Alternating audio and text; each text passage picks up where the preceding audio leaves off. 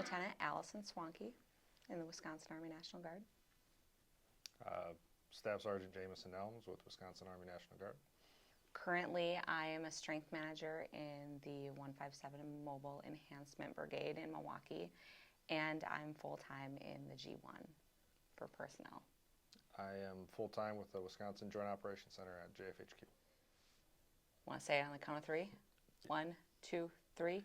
17 years.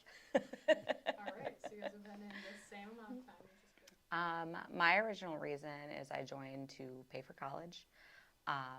I started full-time right out of training with the counter-drug program, and then in recruiting, and then back in public affairs, which was my original job skill, and stayed.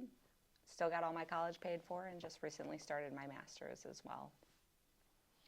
I just needed a change. I was going to a community college and it wasn't for me, and I wanted to see what I could experience. So I signed a contract. 2 weeks later, I was at basic training. Definitely the community, the people, the service, the sense of belonging and the purpose that we serve is very important. The Guard has become like a family. For both of us, there's a lot of support in it, a lot of mentorship, a lot of opportunities. So we choose to stay.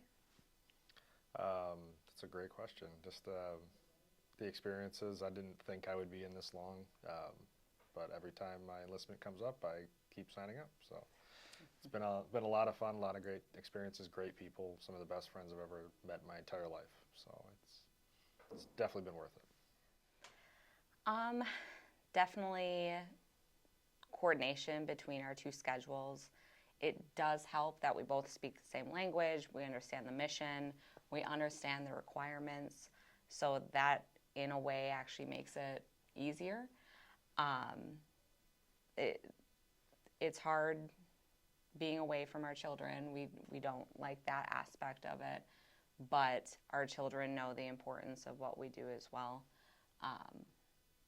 And I think that's important too. Yeah, the coordination is really it, because we do have commitments. We signed up to serve our country and our state, and we have obligations that we have to coordinate and get childcare for and be away from home. So it's definitely the big one. But other than that, it's not all that challenging, especially when you work together. So. Oh gosh, mainly that we speak the same language. It's really nice to be able to go home at night and have somebody that understands what you're going through, what your work entails, and what the requirements are. I know a lot of the time, even with our civilian friends or family members, it's really hard to explain why we do what we do. But with each other, we have that common ground and that understanding, and the support is huge in everything we do. Being able to know each other's thresholds is great, and lift each other up in our careers has been a positive. I know with schools and being away for trainings and things like that, being able to understand why we do it really makes the distance a lot easier. Yeah, absolutely. She hit the nail on the head. I don't have to, when I was in line units, I didn't have to explain what AT was or JRTC or XETCs, or we can use acronyms and we don't have to, break them down for each other. So it's pretty helpful that way. 395 days. Jameson's deployment 2019 to 2020 was a long time, especially during a pandemic and the op tempo or everything we were facing back here with COVID missions, but we were able to still communicate with each other, which was huge. Bought a house while he was gone, so that was really exciting for him to come home to. And it was hard. It was a very long time. I have a 3-month commitment coming up soon as well, where he'll be taking the back seat to me this time. So being able to flex and be fluid with each other and support each other when we need to be gone it's pretty, I don't want to say awesome, because being away is not awesome. We don't particularly enjoy it, but we do it because we have to. This is what we signed up for. We're meeting our career goals. serving our state and our country. And we do what we need to do, and we know that the other person is back home holding down that fort. So.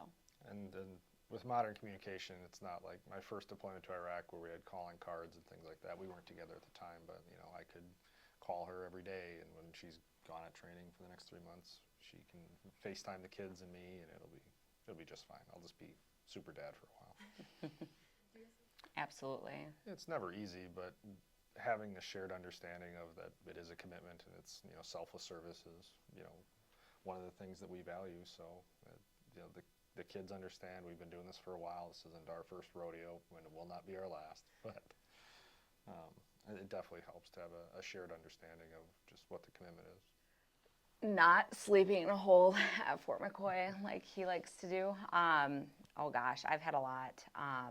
I started out as public affairs, so getting that training as a photojournalist and print journalist was super, it really tapped into my creative brain and has allowed me to continue that, making products and doing things for the Guard. With that unit, I was able to go to South Korea, which was an amazing experience. I know I never would have had otherwise. I'm trying to think. Just all the traveling, the camaraderie, the learning, being able to be a part of something big like our parenthood, pregnancy, and postpartum program that's now on the national level, and knowing that you're making a change has been something very near and dear to my heart, as well as the first Women's Symposium. So being able, I guess, all-encompassing, being able to watch the Guard grow over the last 17 years and be a part of that impact, and watch it have an impact on soldiers who are now coming in has been my greatest journey in the Guard. What are some of your favorite experiences? I think she's asking the questions.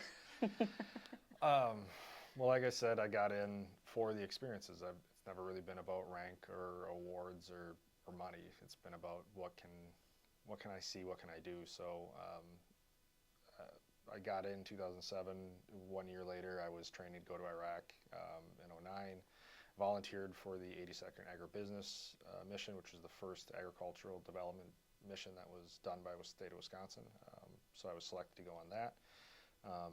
I've been in the infantry line units for 13 or 15 years. I can't remember at this point.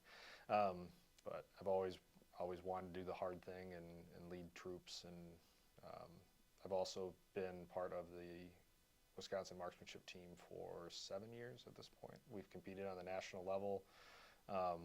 We've won plenty of awards for the state, even if people don't know that. We actually have a competition coming up here in Michigan in September, right before she leaves for her training.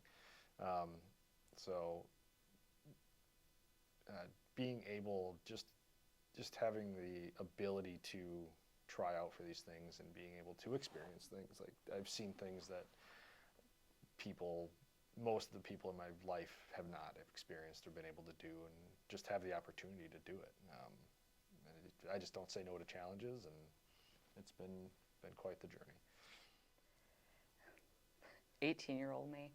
Mm-hmm.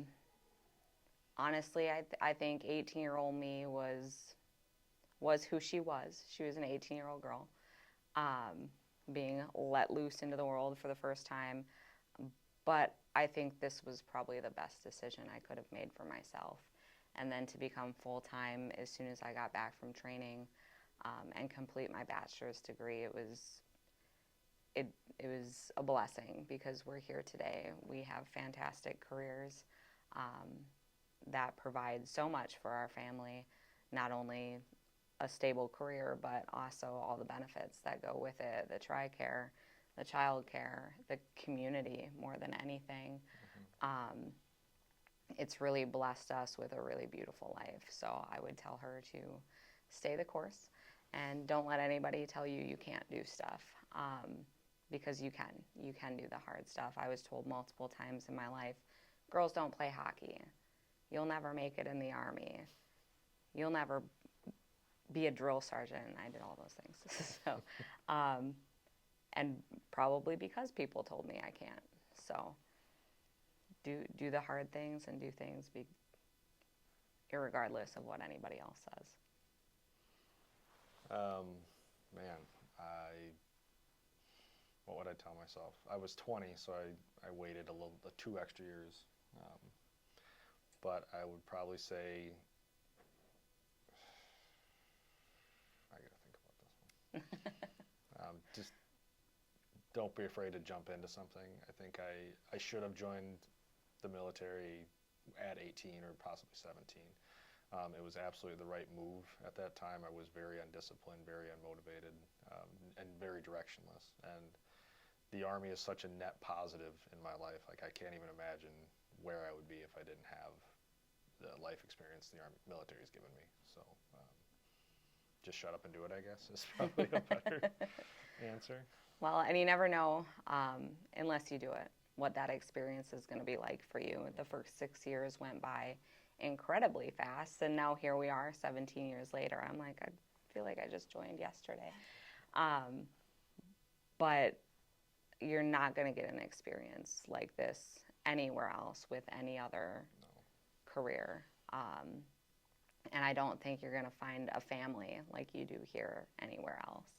It's nice we don't have to PCS across the country, and we might have to move around the state a little bit, but we're never far from home, so it's nice. No, the Guard is a great place to be, especially us being active Guard. You made a great point with that. We grew up here. We still live here. We're still able to support our community. I know back when I was recruiting, being able to recruit people out of my community and now see them in leadership roles is like one of the greatest things there is. It's like watching your child grow up almost, and just knowing that you made that impact is very important. And our kids being able to see us doing something so meaningful is pretty awesome as well. I would just say it's worth the risk. You'll absolutely get out what you put into it if you're willing to take a chance and expose yourself to something new. You could see the world. You could have once-in-a-lifetime experiences and make friends that will last a lifetime. It's absolutely worth your time if you're willing to put the work in.